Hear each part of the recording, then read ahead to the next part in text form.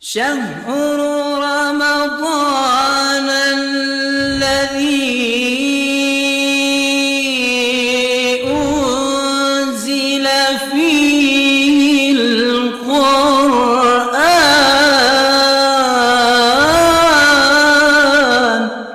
هدى للناس وبينات من الهدى والفرقان.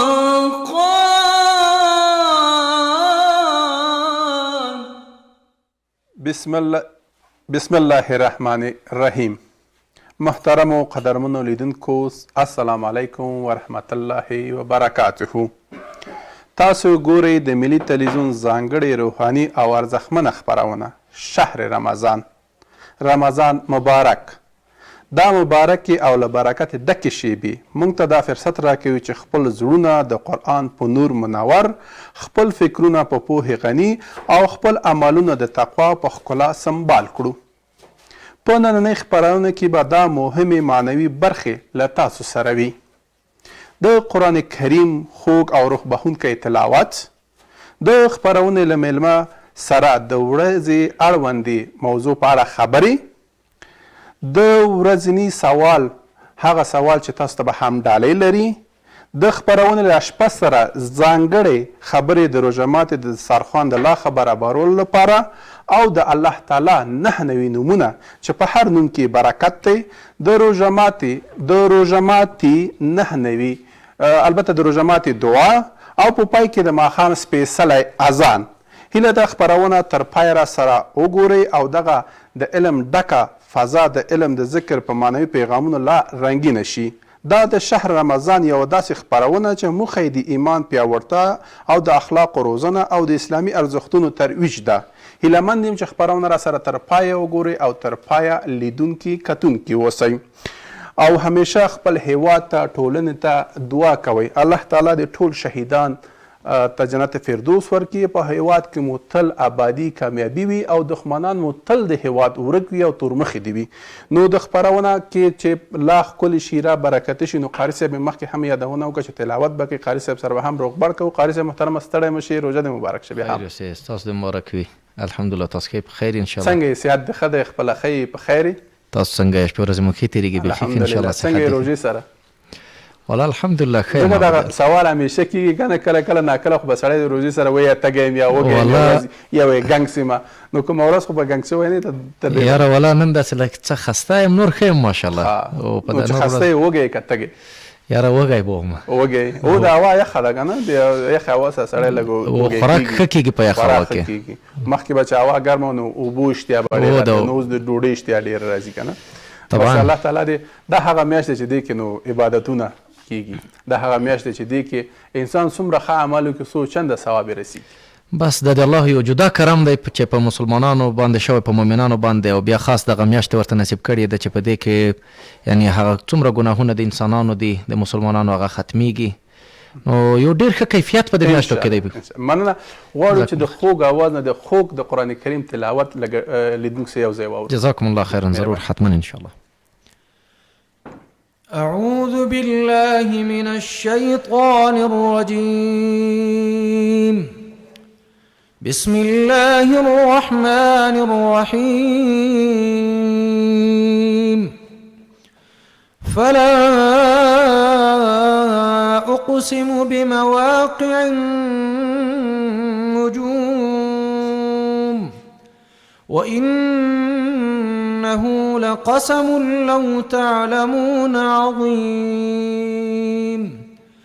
إنه لقرآن كريم في كتاب مكنون لا يمسه إلا المطهرون تنزيل من رب العالمين. أفبهذا الحديث أنتم مدهنون وتجعلون رزقكم أنكم تكذبون فلولا إذا بلغت الحلقوم وأنتم حينئذ تنظرون ونحن أقرب إليه منكم ولكن لا تبصرون فلولا إن كنتم غير مدينين ترجعونها إن كنتم صادقين فأما إن كان من المقربين فروح وريحان وجنة نعيم وأما إن كان من أصحاب اليمين فسلام لك من أصحاب اليمين وأما إن كان من المكذبين الضالين فنزل من حميم وتصلية جحيم إن هذا لهو حق اليقين فسبح باسم ربك العظيم سبحان ربك رب العزة عما يصفون وسلام على المرسلين والحمد لله رب العالمين. جزاک الله قاري صاحب، واقعا ډېر ښکلی په ښکلي انداز په ښکلي اواز. الله دې راته تل کامیاب لره. امین. جزاکم الله خیر. الله تعالی دې عبادتونه قبول کړي. مننه. خیر اوسئ. کور ودان. نو قاري صاحب محترمه، تا ته اجازه ده چې راحته اوسئ. انشاءالله زه به لیدونکو سره یم. نو قدرمنو روژتیانو، الله تعالی مو عبادتونه قبول کړه او دم ګړی چې څوک د خپرونې سره یوځای شوي دي هغوی ته دې هم الله تعالی اجر ورکړي چې تر دې دمه روژه نیولې ده، عبادتونه یې کړي دي. الله تعالی دې په خپل دربار کې قبول و منظور کړي او موږ ته هم دعا کوئ. روژه د رحمت، مغفرت او نجات میاشت ده. دا هغه مبارکه میاشت دی چې الله تعالی پکې خپل بندګانو ته د عبادت، تقوا او صبر لوري ته رابولي. په دې میاشت کې قرآن کریم نازل شوی او د مسلمانانو زړونه د ایمان په رڼا کې روښانه کیږي. راځئ چې له دې قیمتي فرصت څخه په ګټه واخلو او خپله عبادت لا نور ډیر کړو تر څو د الله تعالی رضا لاسته راوړو. قدرمنو لیدونکو، معززو روژتیانو، په خپرونه کې لکه څنګه چې مخکې درته یادونه کړې وه چې ډېر دروند میلمه هم لرو، له هغې سره به هم خبرې اترې لرو د میلمه سره او همداسې د ورځې سوال هم لرو. نو غواړم چې میلمه راشي، شیخ صاحب، هغه سره به روغبړ وکړو، خبرې به وکړو، انشاءالله د ورځې سوال به هم له تاسو سره شریک کړم. نو اوس به شیخ صاحب راشي، هغې سره به روغبړ وکړو. شیخ صاحب مبارک است. وعلیکم السلام. شیخ صاحب جور بخیر، صحت ښه دی؟ الله خیر بخیر. روژه دې مبارک شه. صحت ښه دی؟ الله خیر، مهرباني. صحت ښه دی؟ شکر الحمدلله. تاسو څنګه یې؟ الحمدلله. کور کې د خیر ده؟ الحمدلله. چاند ښه دی؟ شکر شکر شکر. ژوند زندگی په خیر تېرېږي. الله مو قدرمن ولره. باعزته شي. شکر وایي خیر اوسي. الحمدلله. نو همیشه موږ چې کله ملمانه راشو نو لومړی دا سوال دی چې روژې سره څنګه یې؟ نو شیخ صاحب مبارک، انشاءالله روژې سره خو به ښه الحمدلله. د الله لوی نعمت روژه خو نو دې باندې خو باید موږ شکر وباسو چې الله ژوند راکړه او روژې پورې خدای پاک ژوند راکړه. د روژې ته موږ راورسېدو، ونیوله، اولاد یې نیولو توفیق راکړي، صحیح عبادت توفیق راکړي. امین. دا خو نو د الله تعالی د رحمت او د مغفرت او د دقیق عتق من النار میاشت ده. په دې کې باید ډېر څه وکړو صافی صاحب. او د الله د رحمتونو میاشت او هغه د عباداتو د سیزونو میاشت. انشاءالله. نو خوښه مو نه ده شیخ صاحب چې لاړ شو د لیدونکو سره اول خو دا سوال شریک کړو د ورځې سوال، بیا به انشاءالله ما تاسو سره خبرې کوو. خبرې زما ستا ډېرې دي انشاءالله. نو قدرمنو لیدونکو معزز روژتیانو نن ورځې سوال دی او تلیفون راواخلئ او صحیح ځواب راولېږئ خو زنګ مه وهئ چې ځکه بیا زنګ کې زموږ همکاران ستړي کېږي او ستاسو هغه صحیح ځواب نشي راغوستلی ځکه چې هغې کې مصروفه کېږي نو صرف ځواب راولېږئ د واتساپ له لارې کومه شمېره چې تاسو ته بیا موږ د سکرین پر مخ باندې درښیو په دنیا کې څو تنو صحابه کرامو ته د جنت زیری ورکړل شوی و الف 15 ب 10 جیم 12 دال ټول صحیح دي نو دې کې چې هر یو صحیح دی تاسو په دغه شمېره له موږ سره راولېږئ په 0 50 په دغه شمېره خپل ځواب راولېږئ انشاءالله هر څوک چې ګټونکی شو هغه ډالۍ چې د زیبان لخوا له موږ سره مرسته شوې ده په سکرین باندې ګورئ دا به تاسو ته درکول کیږي خو یادونه کوم دا ډالۍ 2 نفر ته ورکول کیږي هغه لیدونکي چې په خپرونه کې برخه اخلي او صحیح ځواب رالیږي نو انشاءالله الله تعالی مو کامیاب لره او تل په دنیا کې او آخرت کې کامیاب شئ نو موږ خوښېږي چې تاسو ډالۍ وګټئ نو شیخ صاحب مبارکه نو دغسې کله کله خپرونه کې داسې ډالۍ لرو چې ترڅو لیدونکي لا تشویق شي انشاءالله د دین په لاره کې خو ټول معلومات لري غواړو چې لا معلومات زیات شي او دغه یې زمینه ورته برابره کړي ډېره ښه ده ډېره ښه ده الله د اجر درکړي مننه قبول کړي کور ودان راځو شیخ صاحب مبارکه تاسو ته لکه څنګه چې د روژې میاشت او په روژه کې خو همیشه مخکې د یادونه وکړه چې د مغفرت میاشت دی او د اور څخه د نجات میاشت ده یعنې دلته هغه ګناهونه چې انسان ناپسه او خطا کې کیږي الله تعالی یې ورته بخښنه کوي راځو لکه څنګه چې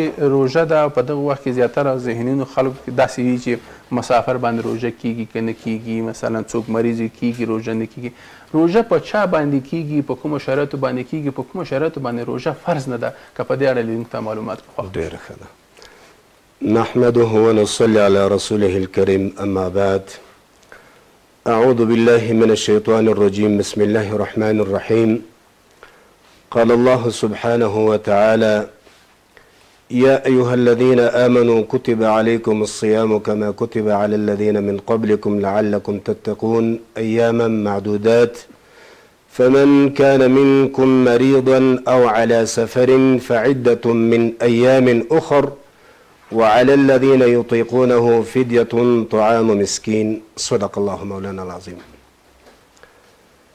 ساپی صاحب تاسو نه او د ملي تلویزیون نه قدرمن د دغه پروګرام د مشر عرفان الله صاحب نه او ټولو کارمندانو ته زه خپل سلامونه او نیکې هیله وړاندې کوم همدارنګه د افغانستان مؤمن او مجاهد ولس ته زه خپل سلامونه او نیکې هیلې وړاندې کوم الله دې وکړي چې تاسو او دوی ټول جوړ او روغ او خوشحاله اوسئ مننه خوشحاله اوسئ مخکې له دې نه چې د اړوندې موضوع په رابطه باندې زه او ته مجلس سره وکړو له هغه نه مخکې باید داسې یو څو تمهیدي خبرې وکړم هغه دا چې د اسلام دین یو د خواخوږۍ د شفقت د صله رحمي او د مهربانۍ دین ده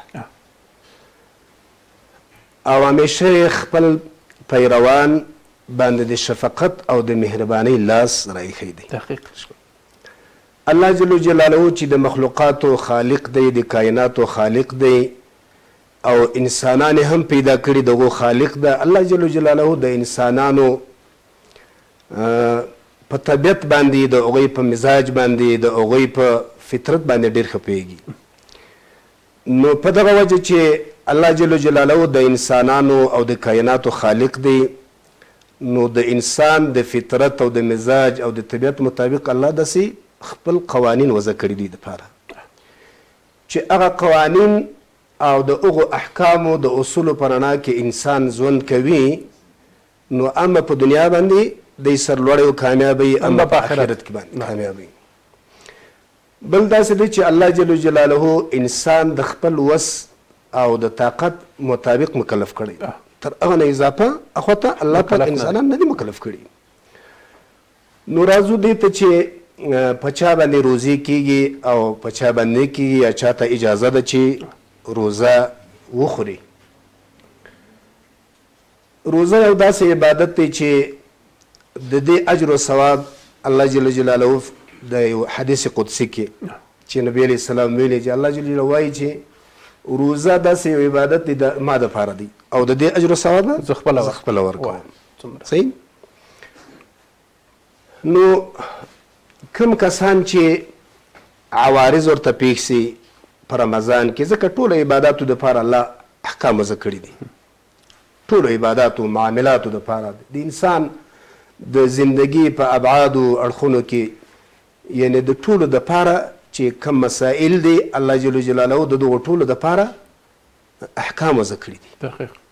همدارنګه روزې دپاره نو اول مسافر دي چې یو سړی په سفر ځي، شرعي سفر چې هغه کم 3 شپې او 3 ورځې مزل دی که نه، دومره اوس خو موټرو کې ځي، تیارو کې ځي، اوس خو نږدې دي، خو هغه شرعي حکم چې کوم دی د هغه مطابق چې یو سړی په سفر ځي، دغه نفر دپاره اختیار دی که روزه نیسي او که یې خوري. نو فقها وایي چې که چیرې دغه کس ته په دا سفر کې مشقت نه و، تکلیف نه و، زحمت نه و، بهتره خبره دا ده چې ونیسي. او که ورته تکلیف و بیا دې وخوري، خو چې کله قضایي به راګرځوي، بیرته په ځای سو قضایي به یې راګرځوي. دوم هغه مور چې حمل ولري، اولاد یې په نس وي، او بله هغه مور چې اولاد ته شیدې ورکوي، که دغه میندې په خپل ځان باندې ویرېدلې چې که زه روزه ونیسم نو ما ته به تاوان ورسیږي یا به مې بچي ته تاوان ورسیږي، نو د شریعت دا شفقت دی، هغه ورته وایي چې ودې خوري. شیخ صاحب مبارکه دلته خپله دا احساس وکړي که نه، یو ډاکټر ورته ویلي چې څوک عامله وي ورته وایي چې ته دا نو خپله دا احساس وکوي. اخو د مریض باره کې راځي چې ډاکټر به مریض ته وایي که نه، چې کله یو سړی مریض سي، د مریضي څونه حد مریضي ده، نو یو ماهره مسلمان ډاکټر چې ورته وایي چې د دغه مریضي که چیرې دی روزه ونیسي نو له دې سره د ده مرض زیاتېږي یا د مرګ خطره ده ورته، یا د یو عضو د طلب خطره ده، نو بیا اجازه ورته ورکړي، بیا د روزه وخوري چې کله تندرست شو بیرته راوګرځي. خو مور چې کله د روزې سره نیولو سره ضعیفه کېږي، په ځان هم ویریږي، یعنی هر سړی ګوره دومره احساس کوی شي چې کله دی مریض سي روزه پې ډېر اثر وکړي یا مریضي ډېر اثر پې وکړي، خو معلومیږي، بل چاته د ډاکټر بغیر بل چاته خو نه معلومیږي، ډاکټر ته معلومیږي چې د مرض یې دغونه اندازه دي. نو کله چې مور او شیدې ورکوونکې مور یا حملداره مور دا په خپل بچي او په ځان باندې ویریږي چې یا به یې بچي ته تاوان ورسیږي یا به دې ته تاوان ورسیږي، نو بیا دې ته اجازه ده چې روزه وخوري. او کله چې وزه د حمل لاله د نفاس پاکه سوله نو بیا به دا روزې بیرته قضایي راوګرځي. همدارنګه هغه مرضعه مور چې اولاد ته شیدې ورکوي، کله چې بچی لوی سو برابر سو د شیدو نه بیل سو، بیا به دا روزې بیرته قضایي راوګرځي. مننه شیخ صاحب، کور ودان. نو شیخ صاحب زمونږ خوړو پخوونکی خو ګوري، نو همیشه ماښامۍ تیاری غواړو چې د سره بله خبرې ولرو. سلام جلالی صاحب. سلام علیکم. جور بخیر. خیریتی است. صحت خوب است؟ خودت خوب هستی؟ چی تیار کردیم امروز بخیر؟ امروز یک نوع سالاد جور کردیم. خب سالاد زیتون، لیمو. تو همیشه سالاد تیار میکنی، بدون سالاد سالاد مفعول شود. در یک نوع ترکاری میکس جور کردیم، یک سمارق داره، کچالو است، زردک است، مرچ دورمه است. و یک نوع کم سوپ ترکاری است که بخیر خوبی دیگر در حال آماده شدن است. زنده باشی، همیشه چیزایی تیار میکنی که اما خوش خودت میه و با سلیقه خوب. آدمی سیستم ماه رمضان باید برابر باشه. چطور است امروز ماه مبارک رمضان؟ فضل خدا که خوب روز است. خوب روز است.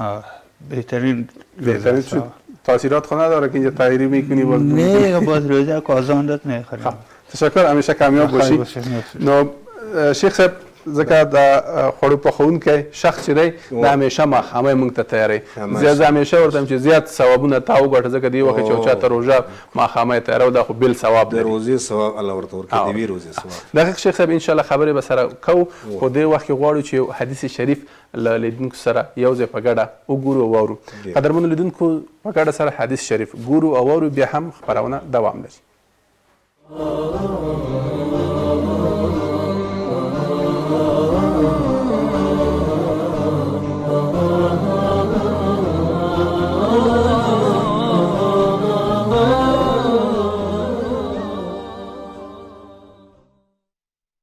عن ابن عباس رضي الله عنهما قال: فرض رسول الله صلى الله عليه وسلم زكاة الفطر طهرة للصائم من اللغو والرفث وتعمة للمساكين. رواه أبو داود. له ابن عباس رضی الله تعالی عنهما څخه روایت دی چې رسول الله صلی الله علیه وسلم د فطر صدقه فرض کړه ترڅو د روژتي لپاره د بېځایه خبرو او له خطاوو پاکوالی وي او د بېوزلو لپاره د خوراک یوه وسیله.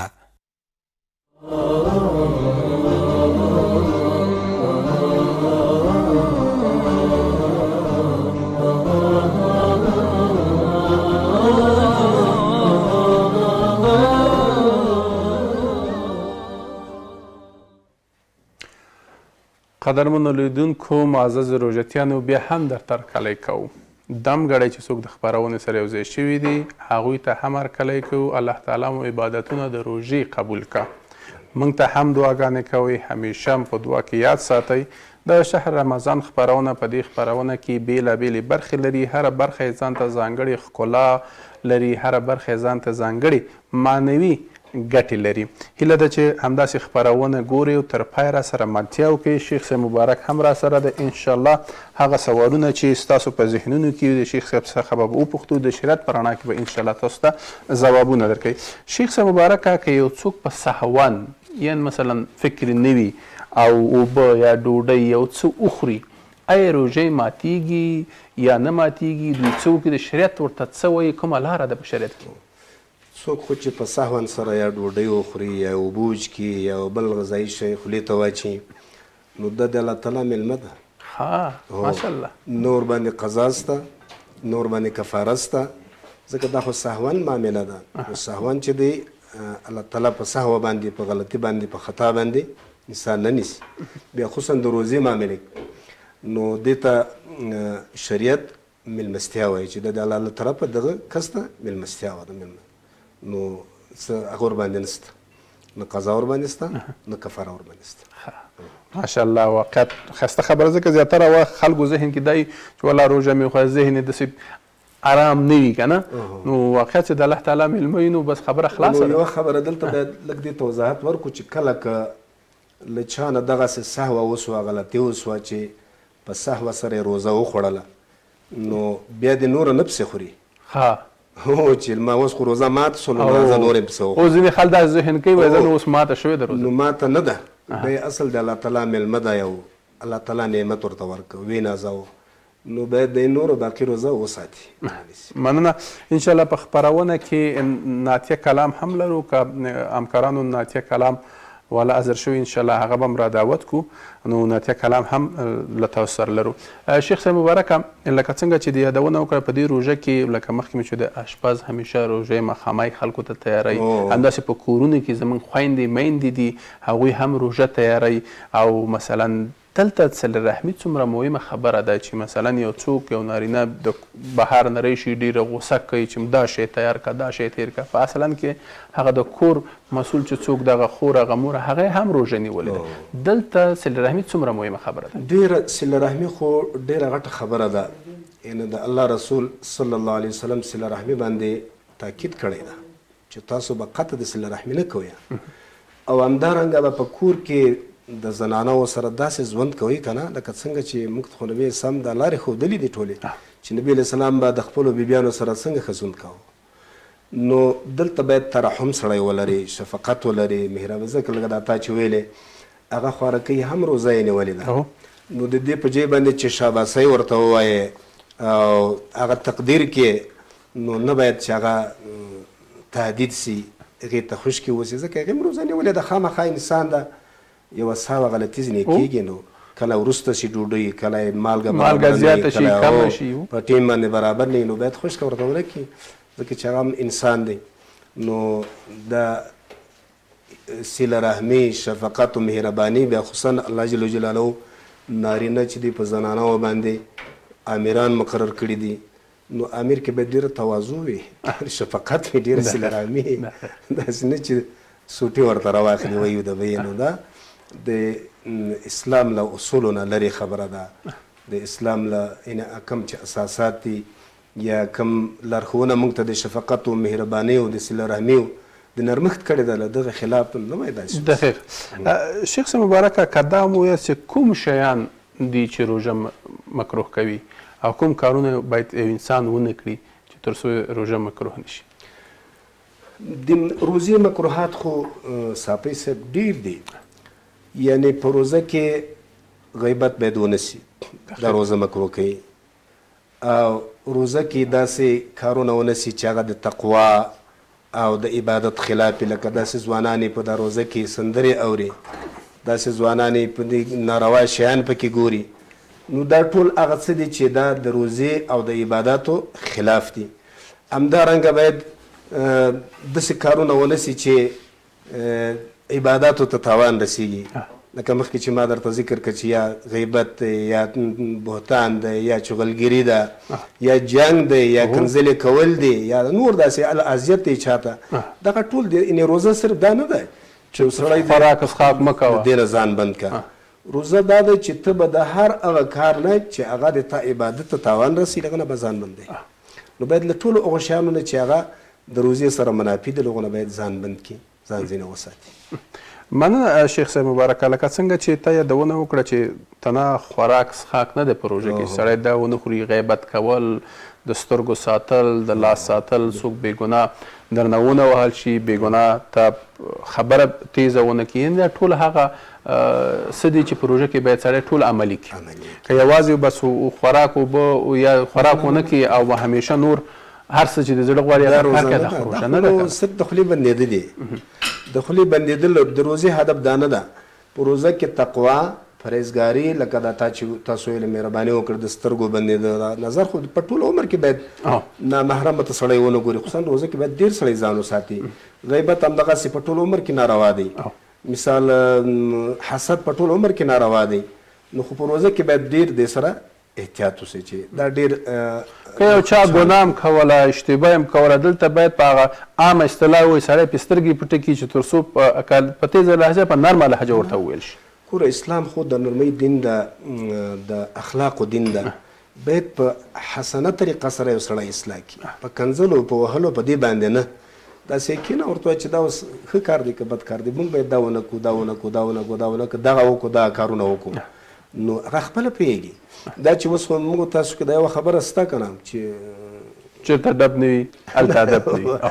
نو موږ له دې نه باید کار وانخلو، له ډاب نه، تر څو چې وایي هغه پښتو کې یو متل ده، وایي غوټه چې په خولو باندې خلاص وي په لاس خلاصېږي خولې ته ضرورت نشته. نو ډب ته ضرورت نشته چې دغسې په خبره باندې یو سړی اصلاح کړي. دقیق. شیخ صاحب مبارکه، لکه څنګه چې په روژه ده، په روژه کې زیاتره وخت زیاتره هیوادوال وایي چې زه پیشنمۍ نه کوم، یا وایي چې مثلا جګېږم 2 رکعته لمونځ کوم او پیشنمۍ نه کوم او سهار ته مې په عذابوي. د پیشنمۍ اهمیت په روژه کې څومره مهم دی؟ بلکل نبی علیه السلام وایي تاسې پشلمۍ کوئ ځکه پشلمۍ کې برکت ده او مسنونه طریقه ده. نبی سم پشلمۍ کړی ده، دا دغه سنت دی. نو دغه انسان له 2 برکتونه محرومه کیږي، چې یو له سنته محروم سو، بل برکته محروم سو. نو دې کې ډېر ثواب ده. بله خبره دا ده چې پشلمۍ ته جګ سي، الله به ده ته توفیق ورکړي چې یو 2 رکعته لمونځ وکړي، یو سپاره یا یو ورقې سبق ووایي. نو دا ټولې ګټې دي. او بل دا ده چې لږ وختي که سړی جګ سي، پشلمۍ ته ډېره ښه اشتیام راسي ډوډۍ ته، نو پشلمۍ باید وکړي ځکه نبی صلی الله علیه وسلم تسحروا فإن فی السحور برکة. تاسو پشلمۍ کوئ، په پشلمۍ کې برکت دی. نو سړی به له برکته محروم شي، له سنته به محروم شي. لا به چې وخته جګ شي 2 رکعته لمونځ وکړي، اشتیا به برابره شي، کښېني د خپل کورنۍ سره. الله جل جلاله اسمان د دنیا ته بلا کیف راکوزیږي. نو اواز کې چې داسې څوک شته چې مغفرت وغواړي، زه ورته مغفرت وکړم. داسې څوک شته چې رزق وغواړي، دوا قبولولو ځای دی. نو دغه د ټول د برکتو، د نعمتو، د برکاتو، د فیوزاتو وخت ده. نو دا باید د مسلمان په غفلت کې تیر نه کړي. مننه شیخ صاحب. لکه څنګه چې خلک وایي شیخ فانی، شیخ فانی څوک ده او په ده باندې شریعت روژه روا کړې که نه، په دې باندې دا معلومات؟ مخکې مونږ آیات شریف ویلی چې وعلى الذین یطیقونه فدیة طعام مسکین. هغه کسان چې د عمر په لحاظ باندې عمر زیات پې تیر سوی وي، طاقت او قوت یې ختم سوی، کمزوری وي، او دوی د روزې د ننولو طاقت او وس ونه لري، او که روزه ونیسي دی نورم تکلیفیږي حتی د هلاکت سره مخ کیږي نو دغه ته شیخ فانی وایي دا د شریعت له نګاه نه دی معاف دی. نو که چیرې داسې سو چې مثلا وروسته طاقت کې سو تندرسته سو نو کومې روزې چې خوړلې دي هغه به بیرته قضایي راګرځي. او که داسې و چې همداسې ورځ په ورځ نور کمزوری کېده او په دې کې پسې مړ سو نو بیا د باندې خو روزه نشته، د هرې روزې دپاره یې فدیه ده، فدیه به ورکوي. مننه شیخ صاحب، لکه څنګه چې ته یو داونه وکړه چې څوک چې کمزوری وي روژه ونه نیسي، یعنې شیخ فانی وي هغه باندې روژه نه کېږي، که چېرته وفات شو نو بیا به فدیه ورکوي. اوس ځینې ماشومان دي په کورنۍ کې چې مثلا بلوغ ته نه دي رسېدلي روژه نیسي، ځینې پلاران یې تشویقوي، ځینې پلاران یې ورته وایي چې نه روژه مو نیسي. دا څومره مهمه ده چې دغه ماشومان اوس نه زموږ په روژې باندې عادت شي تر څو آینده کې همداسې د اسلام لکه څنګه چې اسلام په دین چتر لاندې ژوند کوي د اسلام ورته لار ډېر ښکلی روښانه شي. بالکل. ګوره نبی علیه السلام مبارک وایي چې تاسو اولاد د 7 کالو سو په مانځه باندې دوی ودروئ، امر یې کوي، او چې د 10 کالو سو بیا یې که لمونځ نه کو تادیب یې کوي. نو روزه هم یو عبادت ته اگر چې د باندې لمونځ هم په دغه وخت کې ورباندې فرض نه دی، خو دوی دپاره چې دی د مانځه سره عادت سي نو په 7 کلنۍ باندې په 10 کلنۍ باندې باید څنګه کې ودروي. او همدارنګه روزه هم چې بالغ نه دی روزه خو ورباندې فرض نه ده، لیکن باید د روزې سره عادت کړي تر څو دی د دې روزې قدر وپېژني، د دې روزې اهمیت وپېژني، د دې روزې خوند او لذت وپېژني، همداسې ورسره عادت سي. نو هر هغه عبادت کې یو سړی بې پروا ونیسي، یعنی یو سړی د عبادت سره هر عبادت چې بې پروا یې وګڼي، لاپروا سي، له هغه نه غافله سي، نو کرا فاصله ورسره پیدا کړي. نو که څومره په وړکېتوب باندې ماشومان دې ته تشویق سي عباداتو ته، تلاوت ته، لمانځه ته، روزې ته، نور عباداتو ته، نو دا به ډېر د ده به آینده ډېره برابري، ډېره ښایسته به آینده به یې جوړي. او که موږ همداسې پرېږدو چې زه پروا نه کړي وړکی قد یې سوځي، معده یې سوځي او دا کوي دا کوي، نه کېږي، هېڅ پرې نه کېږي. یعنې که روزه ونیسي دی به د روزې سره عادت سي. او بل روزه خو واقعا چې د واړه دپاره، غټ دپاره، د مشر دپاره، کشر د ټولو دپاره علاج ده. او دا بعضو کورنۍ داسې ذهنیتونه ورځي دا د ګېډې ازار یې اخیستی. نه دا شفقت نه دی، دا د هغوی په حق کې بې انصافي ده. زه وایم باید هغوی سره انصاف وسي، د خپل اولاد په اسلامي روحیه باندې تربیه سي. د وړکېتوبه دا داسې لکه د یو چوکاټو ته دیوال بنیاد ږدي، نو چې بنیاد یې صحیح کېښودل سي خو نو وروسته به دیوال هم صحیح راځي. که ماشومانو ته بنیاد په وړکېتوب باندې کېښودل سي وروسته به نو دا بنیاد ډېر برابر وي، راحته به وي. ځکه دین همیشه د راحت دین دی، دې کې انسان ځان ډېر خوشحاله او راحت احساس کوي. خو دا ځینې خلک داسې ذهنیتونه، یعنې غربي نړۍ چې د اسلام په ضد باندې د خلکو ذهنیتونو کې داسې اچول چې اسلام یا داسې سخت دی. نه، اسلام د مهربانۍ دین نه، د شفقت دین دی، حتی د میږتون حق هم پکې معلوم دی. اصل هغوی له اسلام نه خبره دي، هغوی اسلام مطالعه کړي، اسلام باندې خبر سي، نو بیا به خپل هم اسلام قبول کړي چې په اسلام کې څومره خوبیانې دي، هم د دنیا او د آخرت. دقیق. خو دوی له اسلام نه خبر دي، ځکه اسلام یې داسې معرفي کړی ده چې دا په ماشوم باندې نعوذ بالله من ذلک ظلم دی، په غټ باندې، په وړکې باندې، په مریض باندې، په جوړ باندې، دا یو ظلم دی. ظلم خو نه دی، دا مهرباني ده. حالکه دا مهرباني ده، دا شفقت دی، دا ترحم دی، دا دغه اصلاح ده، هم په دنیا کې هم په آخرت کې، دغه کامیابي ده په دنیا کې په آخرت کې. نو هغوی خو نو زموږ دښمنان دي، دین دښمنان دي، نو هیله ګیله نشته. انشاءالله لکه څنګه چې د خپرونه لیدونکي ګوري او په دې هېواد کې چې موږ ګورو، یعنې هر سړی غواړي چې زوی د دین په ګاڼه باندې سنبالي، یعنې دا هیڅوک نه غواړي. دا ګوره په پلار باندې دا حق ده چې په اولاد باندې د دین تعلیم وکړي، دین ورزده کړي، اخلاق ورزده کړي، په اسلامي روحیه باندې تربیه کړي. دا د اولاد په پلار باندې حق جوړي. مننه. لکه څنګه چې په دغه لومړۍ لسیزه کې لومړۍ لسیزه د رحمت لسیزه ده، دغه رحمت لسیزه یعنی هر لسیزه ځان ته ځانګړتیا ولري. ټوله روژه خو برکتونو میاشت دی، په هره ورځ، هره دقیقه، هره ثانیې موږ الله تعالی ته نور نږدې. دغه لومړۍ لسیزې مفهوم څه دی؟ ولې د رحمت میاشت یا د لسیزه ورته ویل شوي؟ که په دې اړه ته معلومات.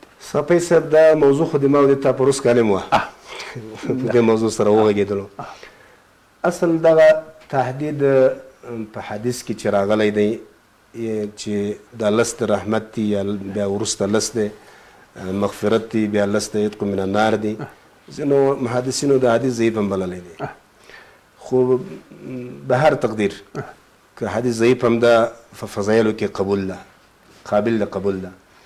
نو داسې دی چې د روزې میاشت له سره تر اخره د رحمت میاشت ده، له سره تر اخره د مغفرت میاشت ده، له سره د اخره د عتق من النار دی. یعنې په ټول عمر کې زه درته وایم که یو سړی نیک کار کوي هغه هره ورځ درته رحمت دی. دقیق. ټول عمر هره شپه هره ورځ ما مخکې یادونه وکړه چې هره ثانیه هره ثانیه د دپاره رحمت دی چې دی عبادت کوي، د الله تعالی د قانون مطابق ژوند زندگی جوړوي، په دغه لار روان دی، نو دا د دپاره رحمت دی. نو دا اختصاص حدیث کې راغلی دا طبقه بندي. لیکن ټوله روزه د رحمتونو میاشت ده، ټوله روزه د مغفرت میاشت ده، ټوله روزه د عتق من النار ده. بلکې ټول عمر که یو سړی د اسلام په چوکاټ کې ځان برابر کی، په صحیح اصول رواني، دا ټول عمر د رحمت دی. اسلام دین ورته رحمت دی. که د اسلام په چوکاټ کې دی برابري، شپه ورځ دقیقه او ساعت، دا ټول رحمت دی. مننه قدرمنو لیدونکو، انشاءالله اذان ته هم ورو ورو نږدې کیږو. انشاءالله په ټاکلي وخت به اذان هم کیږي، چې ټاکلی وخت ځکه زیاتره وخت لیدونکي وایي چې اذان ولې نه کیږي. انشاءالله چې وخت راغی اذان به هم کیږي. شیخ صاحب سره هم ډېر ښایسته بحث روان دی، دیني بحث روان دی، او ستاسو هغه سوالونه چې ستاسو په ذهن کې دي موږ کوښښ کوو چې هغه سوالونه د شیخ صاحب څخه وکړو چې تر څو ځوابونه ترلاسه کړي، او دا روژه چې لکه څنګه چې نیسئ عبادات پکې کوئ هغه لا زیات شي، هغه کوم ذهني سوالونه چې لرئ هغه حل شي. انشاءالله عبادات به هم لا الله تعالی ته قبول و منظور شي. شیخ صاحب مبارکه، لکه څنګه چې روژه ماتې وخت رانږدې، اذان وخت رانږدې، نو کله کله خلک ورخطایي کوي، بس داسې په دې خوا ګرځي خوا ګرځي تر ودې چې د اذان وخت رانږدې شي بیا دسترخوان ته کي. نه، چې کله د روژه ماتې وخت رانږدې کي، د اذان وخت، دغلته عبادات څومره مهم دي، دلته دعاګانې څومره مهمې دي، که په دې اړه معلومات؟ بالکل باید په دغه وخت کې دعا سړی وکړي، ځکه دا د دعا د قبلېدو ډېر ښه ځای ده. او اذان ته هم نږدې ده، ځکه کله کله چې اذان وسي له اذانه مخکې باید دعا وسي، یا د اذان نه بعد دعا وسي. او خصوصا د روژه ماتې په ټیم کې که ذکر و اذکار وسي او دعا وسي، نو انشاءالله چې الله به قبول کړي، الله به دا دعا ورته قبول کړي. ډېر مهمه ده له دې نه چې یو سړی ګرځي را ګرځي ټیم پاسۍ کوي، باید په دغه وخت کې دعا به وغواړي، الله یې دعا نه ردوي، ځکه دا ډېر مهم ټیم ده. نو دا داسې خوندور ټیم دی. نبي علیه السلام وایي چې مسلمان باندې دوه خوشحالۍ راځي، یوه خوشحالۍ د روژه ماتې په ټیم باندې، او یوه خوشحالۍ چې د الله سره ملاقات شي. دا دومره د خوشحالۍ ټیم ده. نو دغه وخت کې باید سړی ډېر حضور برابر چې خدای پاکه دا روژه مې نیولې، تا دپاره تېره ته قبوله کړه، عبادات مې کړي دي، تکلیفونه مې ایستلي، زحمتونه مې ایستلي، خدای دارانه قبول کړه. ته نو دغلته باید زارۍ وکړي الله تعالی په داسې عبثیاتو باندې یا په لاپرواهي په خوا د ګرځېده را ګرځېده، دا ټیم دی ضایع نه کړي. مننه شیخ صاحب، لکه څنګه چې دعاګانې کې لومړی روژه ماتی زیاتره وخت خلک په ترخو شیانو کوي، یا مثلا په غوښه باندې ښه روژه ماتی، شرعي روژه ماتی لومړی په سر کې په کومو څه شي روژه ماتی باید په خرما باندې وکړي، دا ثواب لري. که خرما نه وه مالګه ده، که مالګه نه وه اوبو باندې به وکړي. د خرما ګټې څه دي چې همیشه علما تاکید په همدې کوي چې خرما ګټه یعنی طبي ګټه یې دا ده، اس خو ثواب لري، ځکه د نبي علیه السلام د هغوی خوراک دغه ډېر شی نه و، خرما به زیاته ده که نه، یعنې دا د حضرت محمد وسلم د وخت نه همداسې پاتې ده. خو طبي ګټه یې دا ده وایي چې څومره په دا ورځ کې انسان انرژي ختمه سوي د روزې په وجه، دا یوه خرما یې پوره کوي.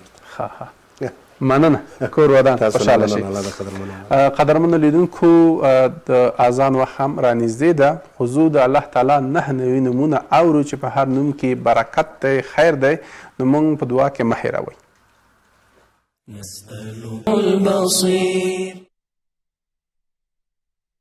دعای وقت افطار روزه. اللهم لك صمت وبك آمنت وعلى رزقك افطرت. یا الله، من برای تو روزه گرفتم و تو ایمان آوردم و بر رزق تو افطار نمودم.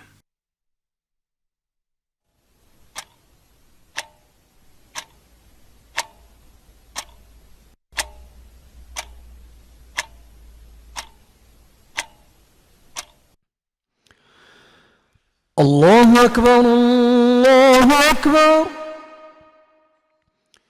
الله أكبر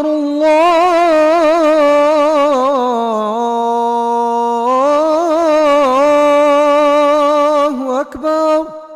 لومړی خو دا روژه ماتې وکړه چې ثواب کې سره شریک شو.